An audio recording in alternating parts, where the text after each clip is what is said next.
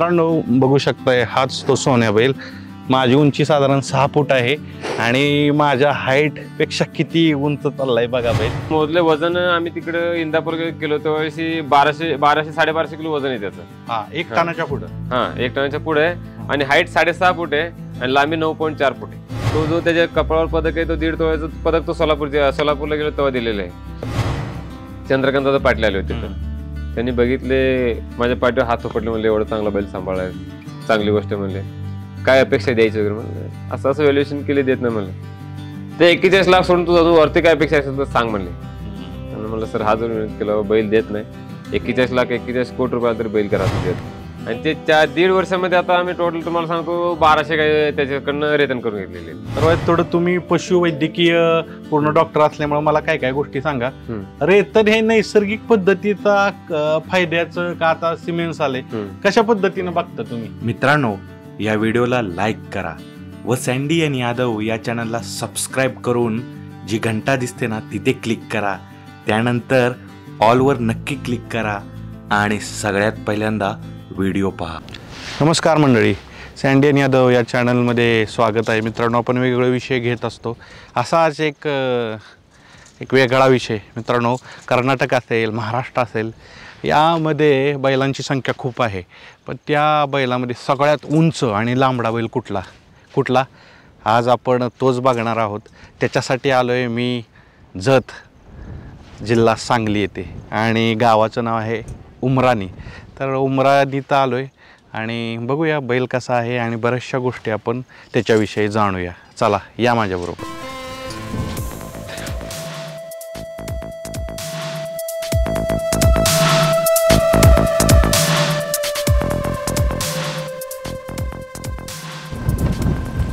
नमस्कार। नमस्कार, माझं नाव विद्यानंद आवटी, राहणार उमराणी, तालुका जत, जिल्हा सांगली।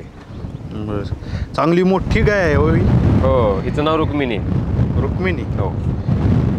गाभण आहे? हो, सोन्याकडून गाभण आहे। होय। अजून इकडं एक चांगली गाय दिसते। हो, ती हिचं नाव राणी आहे, तिचं नाव लक्ष्मी आहे। होय। हिचं रेतन कुणाकुंडे गेलेलं आहे? ही पण सोन्याकडून आहे आणि ते राणी पण सोन्याकडून गाभण आहे। ही मित्रांनो एक चांगली गाय रेतन केलेलं आहे सोन्याकुंड। चला मग तिन्ही गायीमध्ये सोने कॉमन आहे, तर चला सोन्याला बघूया।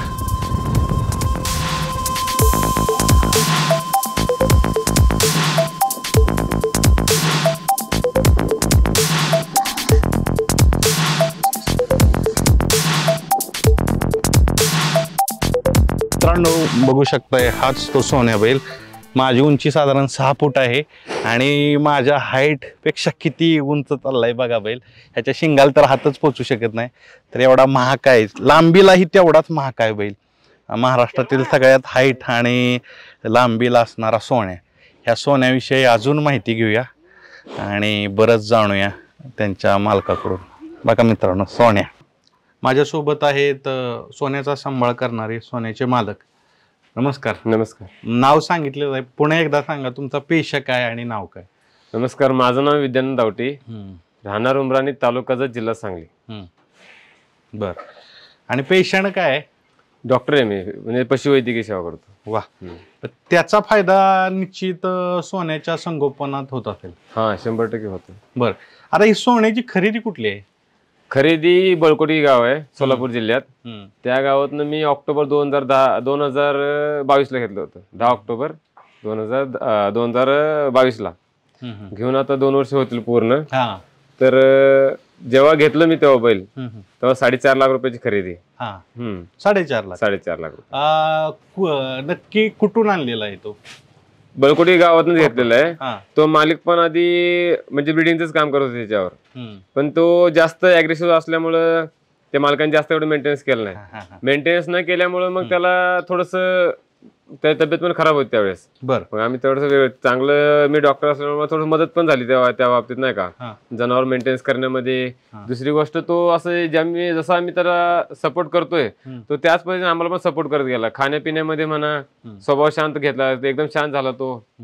जो येईल त्यांच्याशी थोडंसं नाही का असं प्रेमाने वागायला लागल्यामुळे आम्हाला पण जास्त ते सपोर्ट झाल्यामुळे तो आता एकदम व्यवस्थित राहिलाय।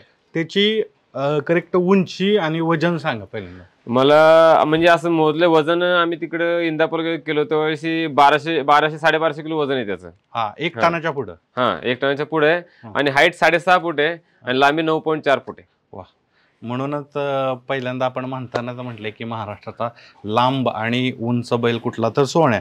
बर, आता सोन्याची कुठली जात आहे ती? कोसा किलार. सोन्या कोसा किलार. बर, कोसा किलार जात आहे. तर कोसा किलार जी पूर्ण जात आहे त्या जातीचं वैशिष्ट्य काय येतं? कोसा किलार म्हणजे एक अशी जात आहे ना, तो म्हणजे जातीला पण एकदम टॉप असतो, म्हणजे दिसताना पण आकर्षण असतोय. आणि दुसरी गोष्ट, कुठल्याही क्षेत्रामध्ये जर त्याला सांभाळ केलं किंवा कुठल्या क्षेत्रात त्याचं आपण जर काम करून घ्यायचं म्हणलं, शहरी क्षेत्रात म्हणा, शेती कामासाठी म्हणा, ब्रिडिंगसाठी म्हणा, किंवा इतर आपण जे आपण शेतकरी काम करतो शेतात, त्या सगळ्या बाबतीत हा कोसा किलार जास्त म्हणजे इतर बैल जे जाते का नाही त्या जातीपेक्षा हा जातीला जास्त डिमांड आहे. बर, आता तुम्ही उल्लेख केला ब्रीडिंगसाठी, म्हणजे एक चांगली वासरं तयार करण्यासाठी प्रामुख्यानं सोन्या आणि प्रदर्शनात वापरला जातो. हो हो. तर किती ह्याचे ब्रीडिंग झालेत टोटल आजपर्यंत? मी सुरुवातीला जेव्हा घेतलं तर त्यावेळेस 4 ते 5 महिने मला गाय नाहीत, कारण ह्याची कंडिशन खूप खराब होती. तर लोकांना हा असं बघितलं पहिले त्याला असं वाटणार नाही की शेतकऱ्याला ह्याच्याकडे पण गाय भरवावी, कारण हा तब्येतीने वीक होता, परत अग्रेसिव्ह पण जास्त होता. तर सुरुवातीला 5-6 महिन्यानंतर आम्हाला लय त्रास झाला, कारण गाय आली नाही. तरी पण आम्ही त्यासोबत एवढं चांगलं मेंटेनन्स केलं ना, तो 6 महिन्यामध्ये एकदम 4 लोक बघण्यासारखा झाला. आणि ते 1.5 वर्षामध्ये आता आम्ही टोटल तुम्हाला सांगतो 1200 गाय त्याच्याकडनं रेतन करून घेतलेले. 1200? अरे बापरे मित्रांनो, 1200 म्हणजे हा एक मोठा विक्रमाच्या म्हणून आपण प्रवासात चाललेला आहे सोन्या. बर, आता रेतन तर तुम्ही म्हटलं करता, पण आता एवढा मोठा बैल तुम्ही सांगितलं महाकाय बैल, तर कसं काय रेतनाला काय अडचणी वगैरे येतात? रेतना म्हणजे तो एकदम शांत स्वभावाचा आहे, किती लहान गायला की दमवत नाही. आणि तो इतर बैलांच्या तुलनेने एवढं शांत आहे की दुसऱ्या गाय जरी गाय 10 गायी उभा राहिल्या तरी तो असं धडपड करणार नाही, मस्ती करणार नाही, मालकांना दुखापत नाही, इतरांना दुखापत नाही. शांत स्वभावाचा असल्यामुळे एकदम तो गायला पण त्रास येत नाही. किती लहान गायला तरी तो स्वतःचं वजन घेत नाही. वजन गायीवर न टाकता तो एकदम असं एक प्रकारचा क्रेन जसं उचलतो का नाही, त्या प्रकारे पुढचं पाय पूर्ण वरच असतात, मागच्या पायानेच थोडा मागा उतरतो. वा, म्हणजे त्याला ते समजते, ट्रेनिंगच झालं एक प्रकार. बरं, आता सगळ्यात महत्वाचा मुद्दा येतो, हे जे काय विक्रम काय आहेत, म्हणजे हिथं ठळक कामगिरी केलेली आहे, कारण तुम्ही प्रदर्शनात येत असता. कुठं कुठं ते विजेते आहे, कशा पद्धतीने आहे? तो टोटल आजपर्यंत 9 ठिकाणी चॅम्पियन झालाय. Solapur champion, Indapur champion, Lonand champion, Karad champion. परत आता इथं आपलं आष्टी अहमदनगर जिल्ह्यामध्ये पण तो एकदम असा रोबदा असल्यामुळे एकदम तिथले लोक पण आश्चर्य झाले बैल बघून.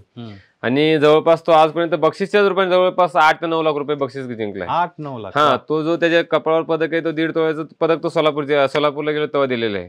म्हणजे तिथं ते विजेते का स्वकुशीन दिलेलं आहे? सहकुशीन नाही, त्यांनी असं त्यांचं असं होतं जे आता इतर कुठं पण जातो ना आपण, ते एक प्रकारचं आपण एखादं असं कबड्डी ठेवलं, कबड्डी मध्ये जसं पारितोषिक 51,000 बक्षीस असते प्रथम क्रमांक. हा, म्हणजे चॅम्पियन झाला. हा, प्रथम क्रमांक सर्वोत्कृष्ट म्हणणं त्याला, सर्वोत्कृष्ट मधला सर्वोत्कृष्ट. हा, वा. बर, आता कसं आहे माहितीये का, रेतनासाठी वापरताय तर थोडं तुम्ही पशुवैद्यकीय पूर्ण डॉक्टर असल्यामुळे मला काय काय गोष्टी सांगा. रेतन हे नैसर्गिक पद्धतीचा फायद्याचं का आता सिमेंट्स आले, कशा पद्धतीने बघता तुम्ही?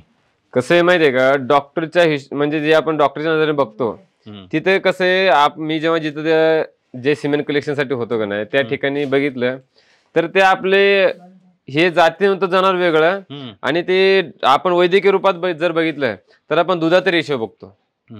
दुधाचा रेशो म्हणजे कसं, ज्या आपण दिवसाने दुधाचं वाढ कसं वाढेल त्याच्या हिशोबाने डॉक्टरचं थेरी असते. पण ह्यांचं असं नसतंय बाबा, ह्याचं कसं आहे ते ब्रिडिंग करून जे करतो ना नॅचरली आपण जे ब्रिडिंग करतो का नाही, त्यामध्ये बैलाचं पूर्ण फाउंडेशन, त्याचं गळा, तोंड, शरीर, जात कुठले, परत त्याचं ते हिस्ट्री सगळं चेक करणं गरजेचं आहे. आणि आपण जर हा बैल असल्या जातीवंत बैलाकडून जर आपण रेतन करून घेतलं खिलार गायला, तर त्याचे वासर जर आपल्याला चांगल्या बैलाकडचे वासर जर आपण 50,000 विकले तर जे आपण भरवतो ते भरलेले बैल पण बघितलेले आहेत मी, त्यांना थोडस काम, ज्या जणांना कांबळ जास्त असते त्या जणांना थोडस दुधाळ वंशावळमध्ये येते, ते ज्या जणांना कांबळ जास्त आहे त्याला थोडस दुधाचं प्रमाण जास्त असणार.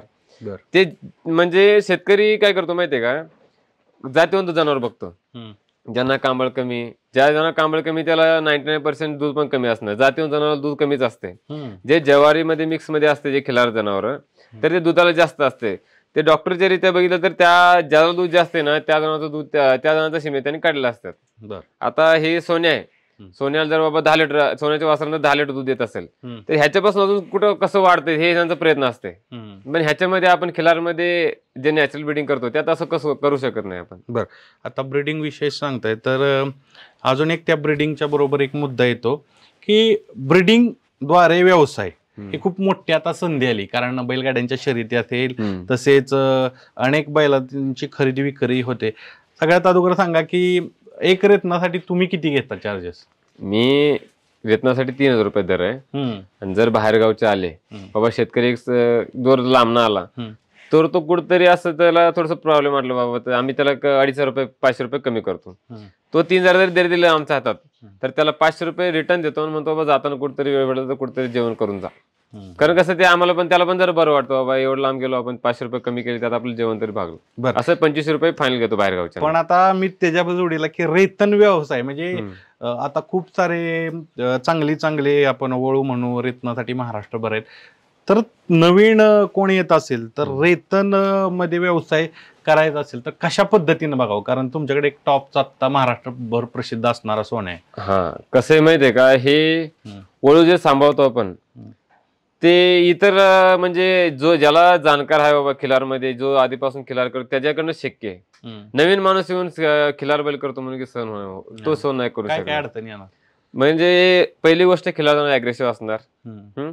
दुसरी गोष्ट त्यांना इतर जण हँडल करणं आणि हे जण हँडल करणं लय फरक आहे. आणि जर्सी काय फरक आहे? फरक म्हणजे हे जास्त चपळ असतात, कधी मारू पण शकते, कधी लात पण मारू शकते. हा, अग्रेसिव्ह पण जास्त असतोय आणि हँडलिंग मध्ये थोडस दमत येते. शांत असले की हा सोन्यासारखा बैल हा लहान बाळ 3 वर्षाचा बाळ तरी काय करत नाही. आणि ज्यावेळेस तो चिडतो तो 100 लोक आले तरी तो जवळ येत नाही. बरोबर. आणि शरीर ही मोठं आहे, चिडल्यानंतर खूप अवघड होत असेल. आता ज्यावेळेस रेतनची बैल असतात आणि हा एवढा महाकाय बैल सांभाळत असतो त्यावेळेस खाण्याचं कसं काय वेगळ्या पद्धतीनं खाणं असतं का? स्पेशल रेतन वगैरे करताना काय वेगळं असतं? हा, खाद्य जे मेंटेनन्स जे करतो का आपण, खाद्य जे देतो का नाही, ह्या जनावरांना प्रॉपर जे आपलं पोषक आहार आहे ते देणं खूप गरजेचं आहे. कारण वीर्य तयार होणं काही चेष्टेची गोष्ट नाही. एकदा जर बैल जे नॅचरल ब्रीडिंग करतो तेव्हा जर गायीवर जेव्हा नॅचरल ब्रीडिंग करताना जो लागतो का नाही, जेवढं मटेरियल गायीच्या गर्भाशयात जाते तेवढ्या मटेरियल मध्ये तेवढे जे वीर्य जाते त्या वीर्यामध्ये जवळपास 300 स्टॉर तयार होतात. म्हणजे तुम्हाला जर कळलं असेल बाबा आता जर आपण नॅचरल ब्रीडिंग करणं जास्त उपयुक्त राहील किंवा आपण AI करणं जास्त उपयुक्त राहील. कारण ह्यांच्याकडे जे स्पर्म क्वांटिटी जे आहे ते जास्त जाते ह्यांच्याकडून. त्यामुळे मी आहार विचारतो कारण आहार खूप सकस पाहिजे. हा, त्यासाठी ते स्पर्म तयार व्हायला आहार चांगला लागते. ह्याला जर आहार म्हणजे तर आम्ही 6 प्रकारचे धान्य म्हणून दळून आणतो. कुठले कुठले? ह्याचं असते गहूचं पीठ, मक्याचं पीठ, ज्वारी, परत हरभरा, उडीद, हे असं 6 प्रकारचे धान्य सगळं मिक्स करून दळून आणायचं. त्या शेंगपेंड वापरायचं प्युअर. शेंगपेंड वापरलं तर 2 दिवसात 2 टाइम भरडा आणि स्वच्छ असं वैरण द्यायचं ज्यात कीडबीड लागलं नसलं पाहिजे. जर कीड लागला असेल तर त्यांना डायरिया होऊ शकते किंवा असं काही पोटात आजार होऊ शकते, त्याचं पण काळजी घेतलं पाहिजे. आणि जर जास्त काही गरज असेल तर तुम्ही जे पोषक आहार आहे अजून पण मिनरल मिक्सर जे आले जातात आजकाल, आधीचे जनावर चरायला जायचे माळावर, त्यांना जे घटक पाहिजे ते खायचे, पण आपण बांधून घालतोय त्यांना. जे त्यांना बॉडीसाठी गरजेचं आहे ते भेटत नाही त्यांना, त्यासाठी आपण मिनरल मिक्सर वापरणं पण गरजेचं आहे. कारण कसं जे आता एक जनावर आहे बाबा त्याला बाहेर पण सोडत नाही आणि आपण त्याला घरीच वैरण घालतो, त्याला जे लागते ते आपण देत नाही ना. नुसतं वैरण दिलं भरडा दिलं तर तसं होत नाही. कारण ही आता एक कालवड आहे, 2 वर्षाची कालवड आहे, 3 वर्षाची म्हणा, ती वयात यायला पाहिजे आता पण आलीच नाही तर तिला आधी आपण सोडत नाही ना बाहेर. आधीचे जनावर फिरून चालल्यामुळे जे पाहिजे ते सकार त्यांना भेटत होतं. आता बांधून घातल्यामुळे आपण जे आणून टाकू तेच खाणार ते. त्यासाठी ह्यांना मिनरल मिक्सर देणं गरजेचं आहे. बर, आता रेतनसाठी हा प्रसिद्ध आहे. तर रेतन किती दिवसातून बैलाचं केलं जातं? म्हणजे आठवड्यात किती तुम्ही आपण म्हणू गायीला रेतन केलं जातं? म्हणजे सुरुवातीपासून तुम्हाला सांगायचं म्हणजे बैल दात लावल्यावर त्याला चालू केलं पाहिजे. कारण तो त्याची म्हणजे जे स्टॅमिना आहे त्यात व्यवस्थित मेंटेन असतं ते. आणि दिवसातनं तुम्ही जर वेळ देऊन 3 ते 4 गाय क्रॉसिंग करू शकता एका दिवसात. 3 ते 4. हा, जास्त जर करायला लागलं तर त्याला म्हणजे तेवढी ह्युमिडिटी पॉवर पण गरजेचं आहे. आणि बैल वीक होऊ लागतो, अस्वस्थ होऊ लागतो, विकनेस पण जास्त जाणवतो बैलाला. त्यासाठी 3 ते 4 गाय, ते पण 2-2, 3-3 तास गॅप ठेवून लावलं तरी काय अडचण नाही. आता सोन्याकडं जाऊया. सोन्याचं शारीरिक वैशिष्ट्य तर माहीत झालं, पण तुम्हाला एक वैद्यकीय क्षेत्रात, पशुवैद्यकीय क्षेत्रात काम करत असताना सोन्याकडे शरीराचं काय असं वेगळंपण आहे की म्हणजे खूप रेअर आहे असं कुठलं सांगाल? दुर्मिळ आहे त्याच्याकडे. रेअर म्हणजे बैल जे फिटनेस पण आहे. इतर जनावरांचं कसं पोट असं खालीून असं गोल आलेलं असतंय, ह्याचं पूर्ण एकदम टाईट आहे. असं जर आपण जर ओढलं तरी त्याचं कातड हातात येत नाही. कारण हे जे फिटनेस पण आहे, लांबीला जास्त बैल आहे, त्याचं गळा तोंड सगळं जे का वळूला जे टॉपच्या वळू लागते ते पूर्ण गुणधर्म आहे. आणि त्यात प्लस पॉईंट म्हणजे जास्त मापाचा आणि जास्त लांबीचा बैल आहे. ह्या कोसागिरा क्षेत्रामध्ये एवढा लांबीचा बैल कुठला नाही. हाईट पण जास्त आहे, एक हाईट असू शकेल पण लांबी एवढ्या कुठल्या बैलाला नाही. बर, बघा म्हणून तर आपण आज मुलाखत घेतोय, एक वेगळा विषय. आता कोसा खिलारमध्ये हा मोठा बैल आहे. आता पळण्याच्या दृष्टीनं, कारण आता बैलगाडी क्षेत्र विस्तारते, महाराष्ट्रभर जगभरात पोचलेलं आहे, तर पळण्याच्या दृष्टीनं एवढ्या मापाचे पैदास वगैरे होत असतील तर कशा पद्धतीनं पैदास ह्याच्या झालेत? आता तुम्हाला सांगतो, मी जवळपास घेऊन 2 वर्ष झालं. 2 वर्षामध्ये आता वर्षभर पैदास पडतायत. प्रत्येक क्षेत्रामध्ये वासरू जात आहे सध्या. आता शर्यत क्षेत्र पण घेऊन चाललेले आहेत. आणि जे टॉपचे वासरे आहेत त्यांना असं वळू तयार असं करण्यासाठी पण घेऊन गेलेले आहेत. काही लोक म्हणजे एखादी काही जास्तच थोडीशी कमी क्वालिटीची असेल तर त्याचे वासरे जे शेती कामासाठी तयार करतो शेतकरी, त्यांनी पण घेऊन गेलेले आहेत. आणि कालवडी तुम्हाला सांगतो जवळपास 30 ते 35 कालवडी पुण्याला घेऊन गेलेले. आता पुणे, कराड, सातारा ह्या विभागांमध्ये का नाही आले का नाही, त्यांना ते एक प्रकारचं वस्तू सोन्याचे वासर बघितले ना, एक प्रकारचं वेगळंच फिलिंग आहे लोकांना. असं दिसण्यामध्ये म्हणा, लांबी, रुंदी, उंची, तोंड देखणं, गळाबेळ एकदम टॉपचा प्रकार असायचा. बरं, आता त्याची मागणी बी म्हणजे वळूला एवढी मागणी होणं ही खूप महाराष्ट्रात चर्चा झाली. ह्याची मागणी कुठपर्यंत झालेली? सुरुवातीला मी घेतलं 4.5 लाखाला. त्यानंतर एक 6 महिन्यांनी 12 लाखाची मागणी आली होती. नाही देत नाही म्हणलं त्यांना. 12 लाखाच्या पुढे मी सोलापूरला चाललो होतो. सोलापूरला गेलो, सोलापूरची कमिटी पण आली होती इथं.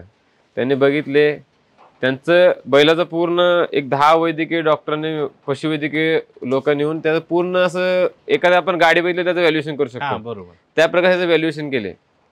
त्यांनी 41 लाख रुपये व्हॅल्युएशन केलं.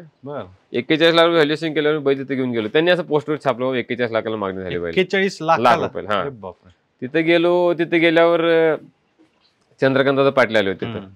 त्यांनी बघितले, माझ्या पाठीवर हात थोपटले, म्हणले एवढं चांगला बैल सांभाळाय, चांगली गोष्ट म्हणले, काय अपेक्षा द्यायची वगैरे. म्हणलं असं व्हॅल्युएशन केले, देत नाही म्हणलं. ते 41 लाख सोडून तुझा वरती काय अपेक्षा असेल तर सांग म्हणले. त्यांना म्हणलं सर, हा जर विनंती केला बैल देत नाही.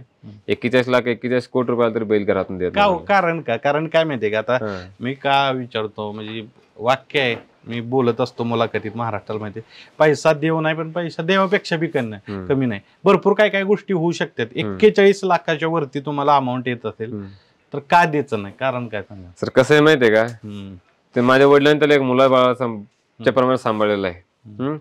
पैसे आमच्या घरात सगळे नोकरदार आहेत. मी डॉक्टर आहे, मधला भाऊ इंजिनियर आहे, मोठा भाऊ आर्मीमध्ये, वडील आर्मी रिटायर आहेत. नाही म्हणलं तर घरी 5 ते 6 लाख रुपये महिन्याला येते. ह्याचं सोडून हा कमवतो 3 ते 4 लाख रुपये महिन्याला. एवढं सगळं येत असून जर एखाद्या घरातल्या सदस्याला जर आपण विकत असेल तर आपल्या माणुसकीला अर्थच नाही ना. मग वा, चांगलं सांगितलं मित्रांनो. हे उत्तरच अपेक्षा असतं, घरचा सदस्याला कोण विकल. जादा कमाई सोन्याची 3 लाख ना, 3 लाख रुपये. त्यामुळं आपण जर आर्थिक गणितात पाहिलं तर सगळ्यात लाडका मला वाटतंय तुमच्या वडिलांचा सोन्याचाच, नंतर तुमचा क्रम. तर आता आपण सगळी ही चर्चा करतोय, मला थोडं वैद्यकीय दृष्ट्या थोडं सांगा काय गोष्टी, की बैल समजा वासरू घेतलं एक, तर त्याचं आता रोग येतात म्हणजे लंपी सारखा आजार असतील काय असेल, तर ह्याच्यापासून दूर राहण्यासाठी काय काय करावं एक तुमच्या नजरेतून कसं सांगा? प्रथम तर वासरू जन्मतंय का नाही, सुरुवातीला चीक पाहिजे. गायचं जे चीक कच्चं दूध, कच्चं दूध सुरुवातीचं ते चीक असते का नाही, वजनाचे 10%. 20 किलोचं वासरू असेल तर 2 लिटर दूध पाजलंच पाहिजे त्याला, 2 किलो दूध. कारण ते आता तुम्हाला एक दिवस जर वासरू डायरिया होऊ शकते जास्त दूध पाजल्याने, पण ते जे दूध चीक पाजतो का नाही त्याच्यापासून पुढे आयुष्यात त्याच्या ह्युमिनिटी पॉवर डिपेंड करते. ह्युमिनिटी पॉवर वाढते, रोगप्रतिकारशक्ती वाढते. रोज मेंटेनन्स चांगलं ठेवलं का नाही जनावराला जर मेंटेनन्स चांगलं राहिलं, आजकाल लंपीसारखे रोग असतात, हे जे रोग असतात व्हायरल आहेत, एकापासून दुसऱ्याला होऊ शकते. त्यासाठी घ्यायची काळजी म्हणजे स्वच्छता मेन गोट्यात. स्वच्छता पाहिजे. जर म्हणजे असं माशा डास पण असले कीटकनाशक जे काय असतात त्यांना गोट्यात दिवसात एकदा 5 मिनिटं धूर केलं तरी हे सगळं बाहेर जातात. आणि गोट्यात जे घाण असते ते कमीत कमी महिन्यातून एकदा ते आता हे असतं बघा, बर्नर असते, बर्नरने तरी जाळून घ्यायला पाहिजे आतमध्ये गोट्यात. कुठंतरी कोपऱ्यामध्ये थोडस कुठं तरी एखाद्या असं गोचडीवर असू शकते, गोमेश असू शकते, त्या सगळ्यांना असं निर्मूलन केलं ना. आणि मेन दुसरी गोष्ट म्हणजे जंत निर्मूलन केलं पाहिजे. डिवॉर्मिंग काय असतं थोडं आपल्या डिवॉर्मिंग म्हणजे पोटातले जंत असतात ते जंताचं निर्मूलन आपण वेळच्या वेळी केलं पाहिजे. कसं करायचं ते? कारण ते जर दुधाळ जर वासरे जर असले तर त्यांना 1.5 महिन्यातनं किंवा 1-1.5 महिन्यामध्ये एकदा आलं पाहिजे. कारण म्हणजे महिन्याभराच्या स्टेपने नुसार ते डिवॉर्मिंगचे डोसेस आहेत. आपण जर एवढा मोठा बैल असला की त्यांना हायटेक देऊ शकतो. हायटेकची गोळी 2 प्रकारचे काम करते.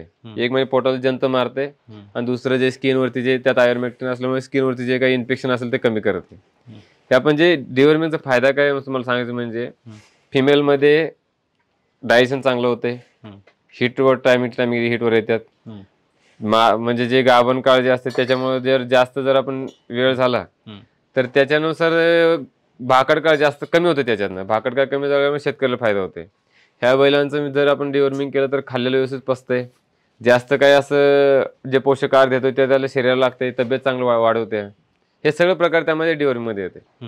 डिवॉर्मिंग करणं लहान वासरापासून मोठ्या जनावर सगळ्यांना गरजेचं आहे. पण ते ठराविक वयात करायचं का कधी नाही, हे जोपर्यंत जनावर जिवंत आहे ते पण करायलाच पाहिजे. वेळ आहे त्यांच्यानुसार त्यांच्या वेळेनुसार करावं लागतं ते. मित्रांनो बघा, ही खूप अतिशय चांगली माहिती आणि हे केलं पाहिजे. म्हणजे ते कुठले रेतन असो किंवा अगदी तुमचा शेती करणारा बैल असो किंवा रेतचा बैल असो, कुठलाही असलं केलं पाहिजे. बर, आता परत सोन्याकडे येतो. सोन्याचं एक जवळ राहिलं एक अट्रॅक्टिव्ह सगळं शरीर आहे, मसल आहेत. आता कसं आहे, हा बैल रेतनासाठी वापरला जातो, तर त्याच्याबरोबर व्यायाम काय महत्वाचा आहे? कारण काय, ह्याला तर आपण नांगराला झोपू शकत नाही, काय शकत नाही, तर ह्याला व्यायाम काय असतो शरीर मेंटेन ठेवण्यासाठी? व्यायाम म्हणजे इतर बैलांसारखं इतर जे ओळू मालक आहेत त्यांना गाडीला झोपतात किंवा टायर बांधून झोपतात व्यायामसाठी. पण तसलं काय आम्ही करत नाही. आम्हाला जसं वेळ भेटेल, घरात कोणतरी रिलॅक्स असलं, वेळ भेटलं की सहज एक फेरफटका मारला की बस. त्याला काही इतर बैलांसारखं ज्याला व्यायाम द्यायलाच पाहिजे असं काही त्याला आम्ही आजपर्यंत त्याला फोर्स केलं नाही.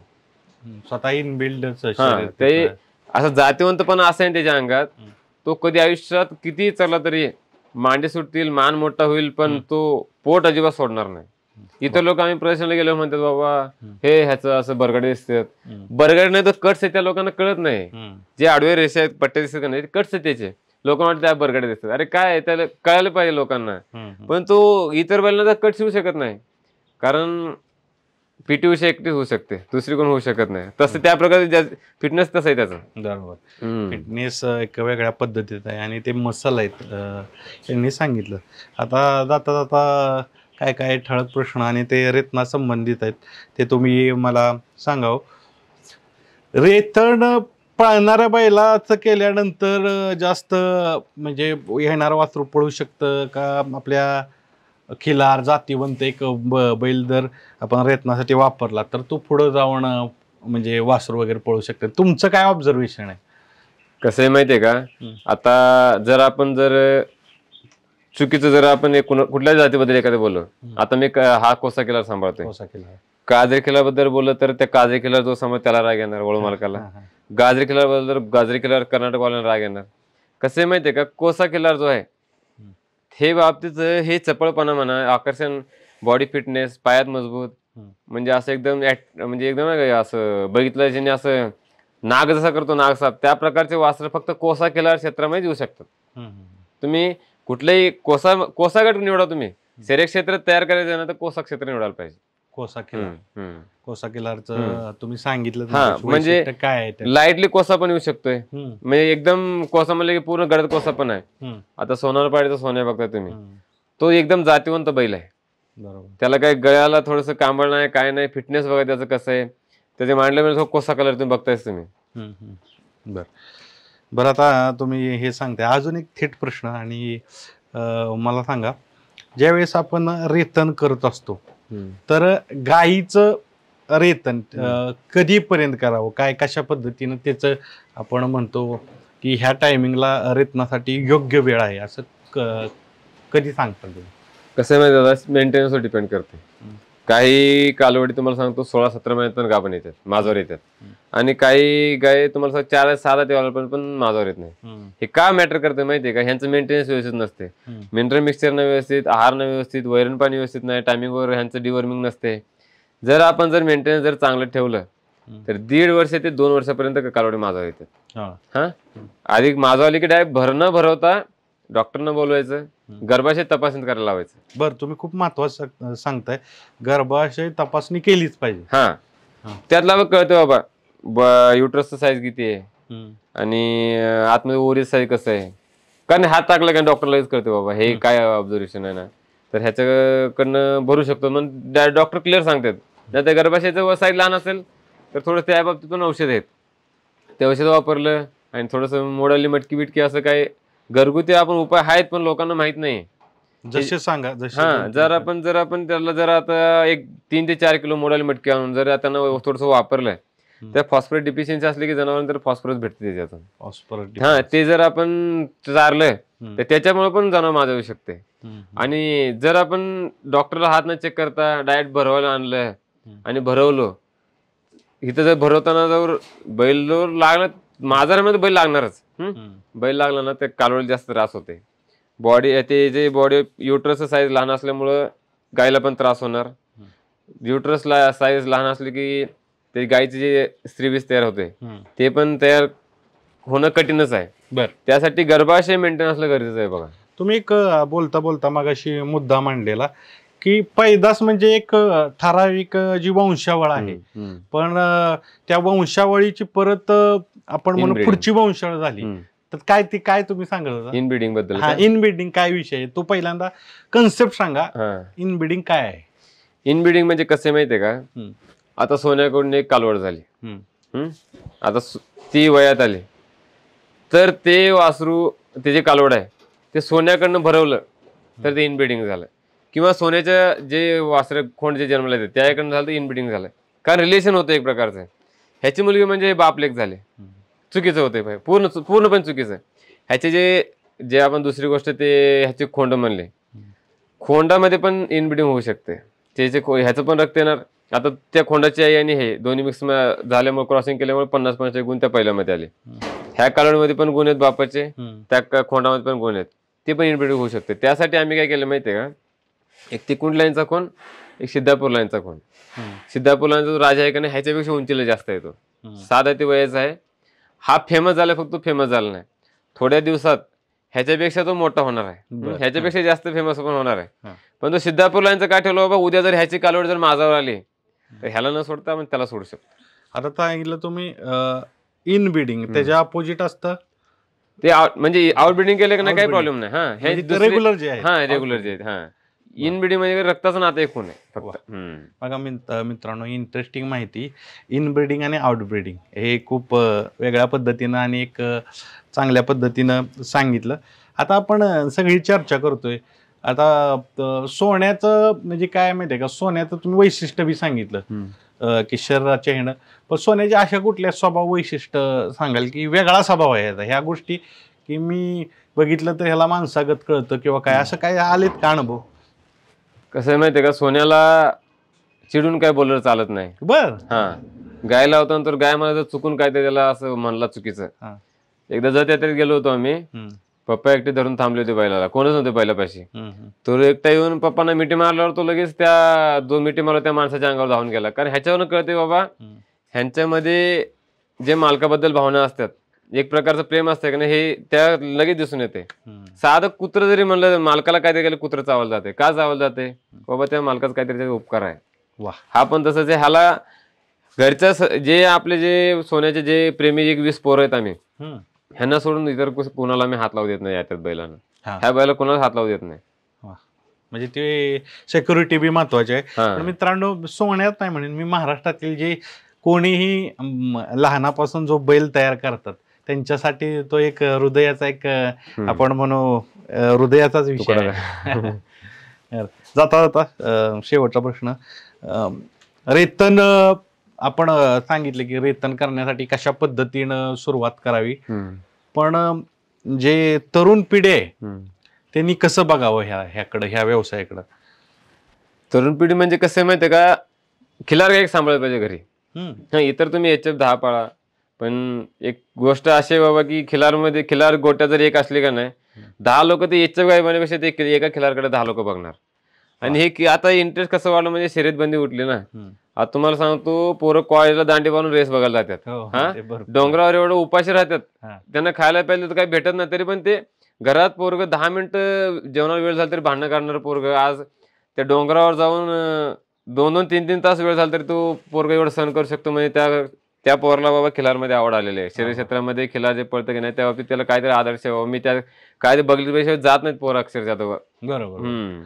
आता सोहण्यानं कशा पद्धतीनं आयुष्य बदलवलं हे वाक्यात सांगून आपण थांबूया. सोहण्या आला काय आयुष्य बदलवलं? आधी आम्ही खिलार आधीपासून जवळपास मला वाटतं आजपर्यंत 30 खिलार सांभाळलेत मी. गाई असू दे, वासरा असू दे. पण ज्या प्रकारे सोन्या आल्यापासून आमच्या घराला जे एक प्रकारचं उजेडलंय का नाही, ते आयुष्यात पुढे पण होऊ शकत नाही आणि मागं पण काही झालेलं नाही. म्हणजे तुम्हाला सांगतो, अक्षरशः मी परवाशी एक साधी 2 मिनिटाची गोष्ट आहे. मी परवाशी ह्याला गेलो होतो आष्टीला, अहमदला बैल घेऊन. तर तिथलं परवीच्या साईडचे जवळपास 12-13 जण ते एक प्रकारचे बुलेरो करून आले होते. जवळपास त्यांनी काय 5 ते 6 हजार भाडं देऊन मला भेटायला. आम्ही बसून चहा पितोय, मला माहित पण नाही ते माझ्या म्हणजे आपल्या ग्रुप सोबत ते सोन्याचे मालक आहेत म्हणून फोटो काढून घ्यायला लागले ते. म्हणजे एवढं मोठं जर आपल्याला एक अभिमान भेटतो बा, एक जर कुठल्याही क्षेत्रामध्ये जर एक फेमस माणूस असेल तर त्याच्यापेक्षा आम्हाला जास्त मोठी गोष्ट आहे. प्रदर्शनाला महाराष्ट्रभर कुठं कुठे गेलाय ते सांगा. हा प्रश्न जत मध्ये महाराष्ट्र कर्नाटक सगळीकडे सांगतो. जत, अईगिरी, परत कराड, इंदापूर, लोणंद, सोलापूर, आष्टी, बीड या सगळ्या ठिकाणी फिरलेला आहे. आणि अक्षरशः बीड मध्ये ह्याला बघायला 10 रुपये तिकीट ठेवले होते लोक. 10 रुपये तिकीट होते. वा. एकदा तर सोलापूरला गेलो होतो आम्ही, तर अक्षरशः एक प्रकारचं मंत्री भेटायला जसं लोक येतात का नाही, त्या परिस्थितीत लोक आले होते बघायला. त्या सोलापूर पासून कराड, सातारा हे किती लांब आहे, एवढे लांबचे पण लोक गाडी करून आले होते सोन्याला भेटायला. एवढं सोन्या बाबतीत लोकांना प्रेम आहे. तर मित्रांनो, हे होते सोन्याचे मालक आणि पाठीमागे बघताय की यांच्या दावणीचा हिरो, ह्या गावचा हिरो सोन्या. तर सोन्यानं असंच यश मिळवावं, असंच त्याची पुढची पिढी तयार करावी आणि ह्यांचं नाव सुवर्ण अक्षरात लिहावं, कारण नावातच सोनं आहे. धन्यवाद.